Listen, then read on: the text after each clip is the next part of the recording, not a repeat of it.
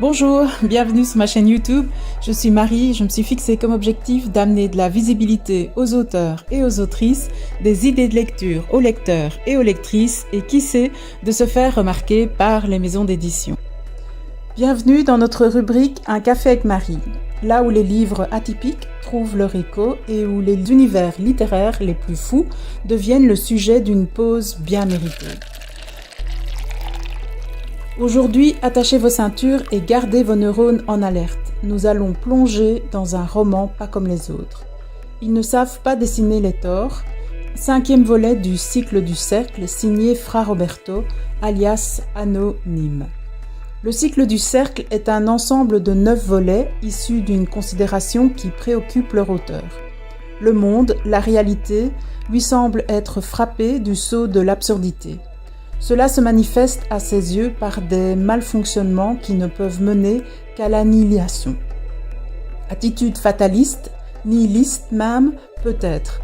En tout cas, les personnages évoluant dans cette réalité n'ont d'autre choix que de s'adapter, accepter ou disparaître. Quel que soit leur trajet, leur mise en récit dans les ouvrages du cycle est teintée d'une dimension satirique parodique, formant en quelque sorte un persiflage de la réalité qui leur échappe. L'auteur crée dans chaque volet du cycle un microcosme ou macrocosme fermé, oppressant, dont les habitants ne peuvent s'échapper.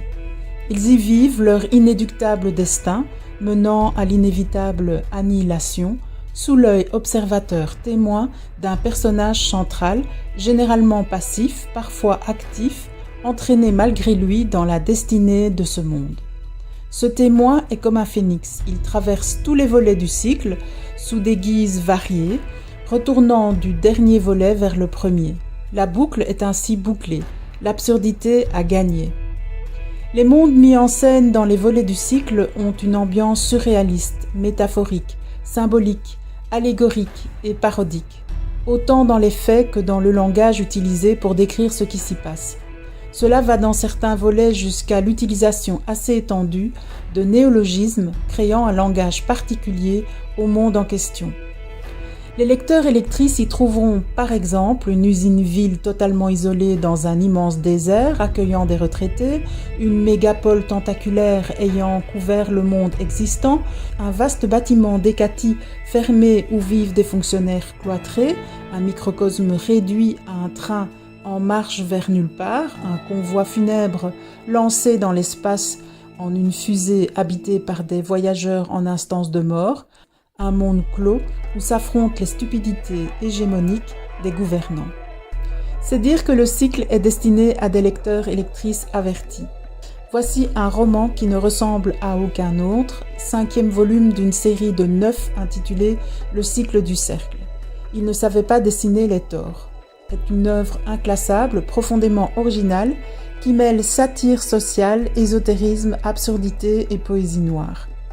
Le récit suit Lino Topo, architecte génial et passionné, embarqué dans la construction de la Magistrale, une basilique pharaonique aux allures de cathédrale, au cœur d'un monde étrange et dysfonctionnel. Topo est confronté sans cesse à des délais modifiés, des budgets revus, des plans altérés, le faisant s'interroger sur sa propre existence. On y croise des moines aux ambitions troubles, un peuple félin qui vit sur les toits, des sculpteurs vaniteux, un abbé et une abbesse obsédés par le pouvoir et même 2 agents secrets absurdes venus d'une autre réalité, Mike Trocker et Gégé Pinatz. La trame, elle serpente à travers les embûches administratives, les choix techniques absurdes, les influences religieuses et les tempêtes climatiques.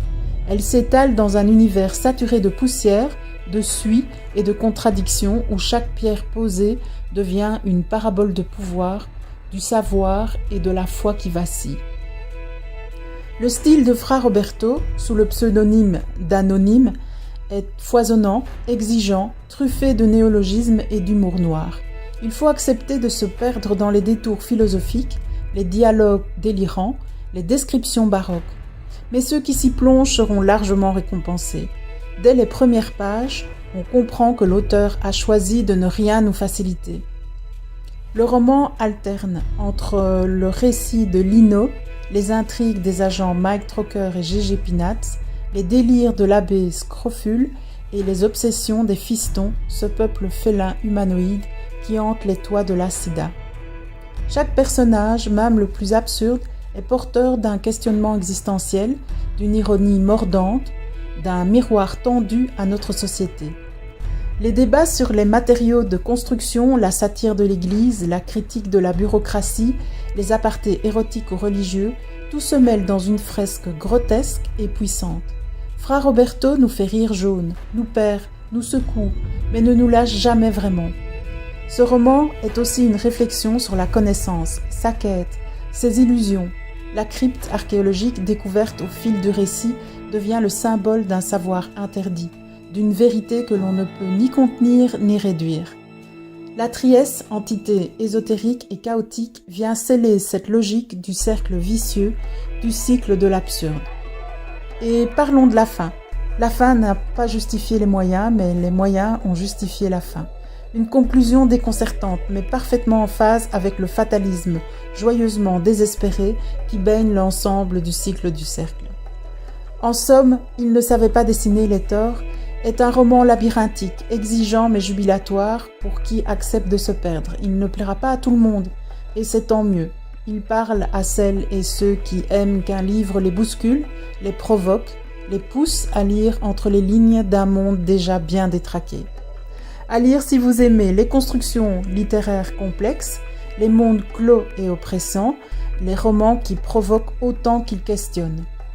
Une mention spéciale pour notre lectrice professionnelle, pour son regard acéré et sa lecture approfondie de cette œuvre foisonnante. À noter, le cycle du cercle comprend 9 volumes en version brochée et e-book, les 4 premiers disponibles sur Amazon dès le 1er juillet, les 5 suivants au 1er août. Le tome « Il ne savait pas dessiner les torts » paraîtra sur Amazon le 6 juillet 2025.